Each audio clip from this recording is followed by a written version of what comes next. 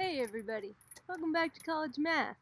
Today we're going to have a short talk about feedback loops in dialogue. Why am I on a tire swing right now? Because in today's video we're going to get to meet one of my favorite mathematical models, the harmonic oscillator. But let's get started with what feedback loops are. For that, I'm going to turn to an internet resource right here. This is a great resource from Process Book talking about reinforcing and balancing feedback loops, which was adapted from Peter Senge's The Fifth Discipline Field Book. An excellent read on our list. I highly recommend that everyone read Senge's Fifth Discipline and the Fifth Discipline Field Book. Okay, so in that book, Senge talks about two different types of feedback. What feedback is it's the way that we take input and what we do with it in order to create output. Okay? There's two general types, which we're going to refer to a lot in this video. The first is called reinforcing.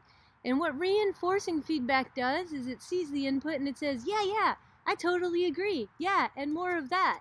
And it amplifies whatever the input was to agree with it and give an output that is along the same lines.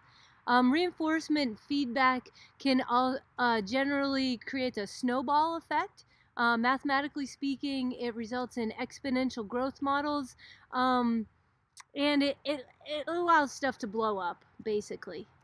That's one type. The other type, the opposite type of feedback, would be the balancing type of feedback, and it's exactly the opposite of what I just said.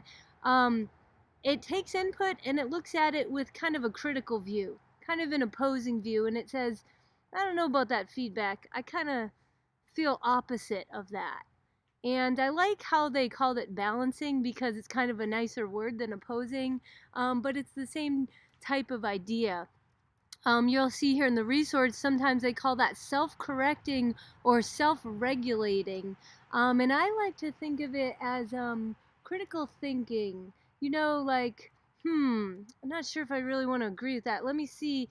I want to give the opposite for my output to whatever input was received.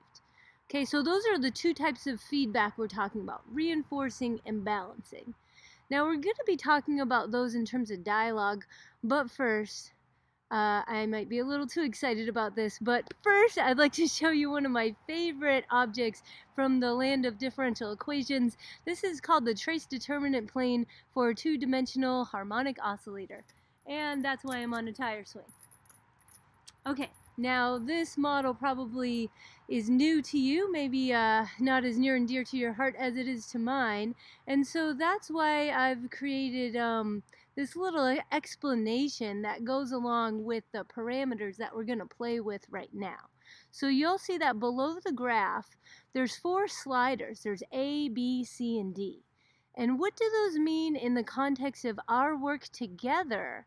I've interpreted them here in this context. So for A, I'd like you to think about that as, okay, I'd like you to think about this whole model as a conversation between two people. And by the way, I have another video, which I'll put in the description of this video, that links you to another illustration of this model in terms of two best friends, Jabba and Rancor. I digress. Let's pretend this is a conversation between me and you, okay? The parameter A that I'm going to play with on the slider is the feedback of how I react to my own self. B is going to be how I react to what you say.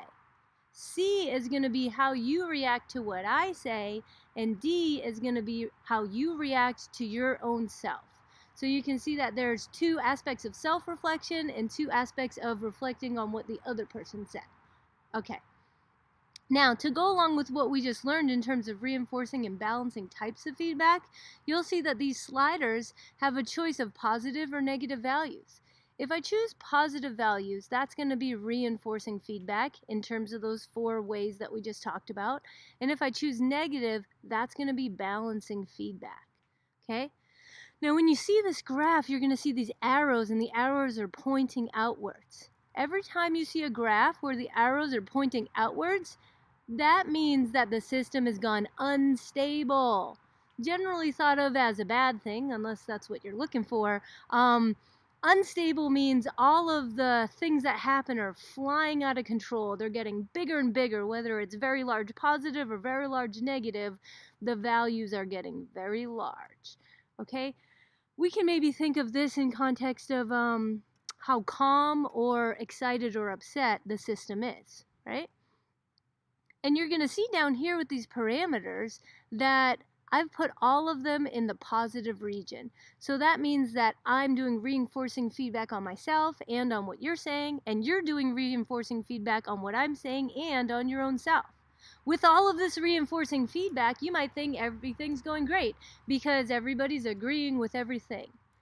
Well, mathematics tells us that this system is unstable. The values are going to get very large. Things are going to get very excited or possibly very heated. Things are going to go unstable. Dang, I don't really like that. It makes me uncomfortable. I want to calm it down. How can I get us back in the zone where we're all nice and calm and in a nice stable place in our dialogue? How about adding in some balancing feedback?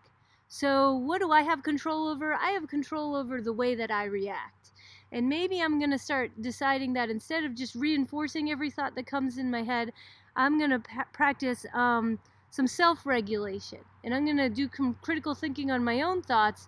And I'm going to turn my self-regulation into balancing feedback. You can see that the arrows are still kind of pointing out. And so this is another region that's called unstable. But what about you? Can you do it too? What if you start to practice self-reflection and you go into this balancing place that for your own thoughts as well? You can see that if I pull A and D into the negative region, now we have dynamics that are pointing inwards. All the arrows are pointing in instead of out, and that's a place that we like to call stable. We have stabilized the dialogue, stabilized the system by practicing self-reflection.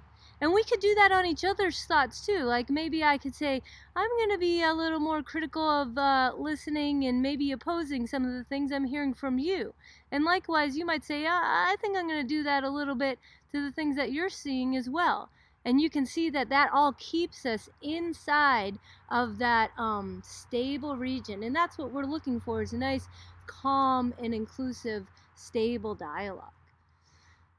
I can play with these things in so many different ways to bring it here and there and whatever.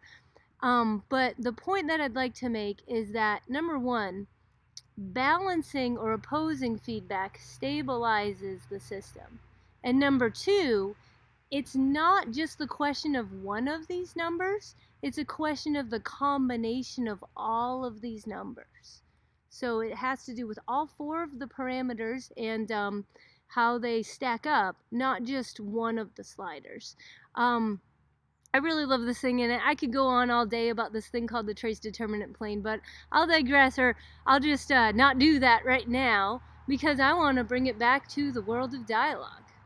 So let's just get rid of those parameters here and go over to my other resource. This is a great resource, and again, I'll put the link inside the description. This is a nice summary of Isaac's book on dialogue. This is some books notes posted by Todd on dialogue and the art of thinking together. I've been reading and rereading this book for about a month now, and I absolutely love it. I highly encourage everyone to get this resource and learn more about dialogue along with me. So in one of the parts of this book, the part where Isaac talks about chapter 8, patterns of action, he describes the action that people take when they're in these practicing these four tenets of dialogue. So we have our movers, followers, opposers, and bystanders. And I want to tie that right back in to what we just learned in terms of reinforcing and balancing types of feedback and the four tenets of dialogue as we already know them. So being a mover is like practicing voicing. Being a follower is like practicing listening. And those are both types of reinforcing feedback in a way because, you know, they're kind of in agreement going along with the thing that was said. The other two tenets of dialogue, respect and suspension, are matched with the actions of opposing So Isaac's actually matches up opposing with respect and suspension, which he matches with being a bystander. And I would argue that those are two types of balancing feedback. Surprise again, respecting, superficially, I would think respecting is agreeing with someone, like, yeah, totally, I get what you mean. But Isaac digs deeper. Isaac argues that a form of respect and practicing that form is in opposition to what was said. Not because you can see sometimes it says, sometimes comes across as competitive, blaming, attacking, and contrary. The contrarian is not attacking. The contrarian's actually trying to help balance out the system by practicing courage and correcting something that they see as missing. So it's a respectful position to be opposing. It's respectful and it's inclusive for us to practice suspending our beliefs and listen openly when someone is opposing our point of view, because as we suspend our own beliefs and we suspend the urge to fight against what seems like an opposing point of view, we're actually opening up our minds and practicing systems thinking, because we're inviting in other perspectives. Senge's fifth discipline is systems thinking. And it is in systems thinking that we talk about things like that mathematical model that I just showed you. Remember, to be good systems thinker, we must not hold dear to just our opinion, but we have to practice suspending and respecting each other so that we can see the bigger picture.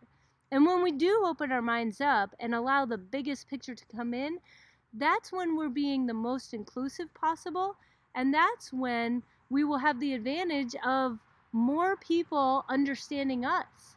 Because as we seek to include more people, when we bring that idea out into the big wide world full of all sorts of people, if we've been very, very careful to include everything, everyone in that world will feel like they're included, because our system will contain all of the perspectives, will be more holistic, and will be more amenable and agreeable and interesting to a broader variety of people.